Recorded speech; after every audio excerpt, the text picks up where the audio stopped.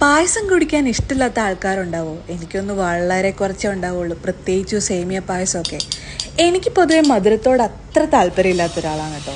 Spicy സാധനങ്ങൾ കഴിക്കാനാണ് കൂടുതലിഷ്ടം. പക്ഷേ ഇന്നിങ്ങനെ വീട്ടിലിരുന്നപ്പോൾ എന്താണെന്നറിയില്ല, പായസം കുടിക്കാൻ വല്ലാത്തൊരു പൂതി. ആദ്യമായിട്ട് അങ്ങനെ ഒരു ക്രേവിങ്സ് തോന്നിയതല്ലേ, അപ്പം എന്തായാലും പായസം കുടിച്ചിരിക്കുമെന്ന് വിചാരിച്ചു.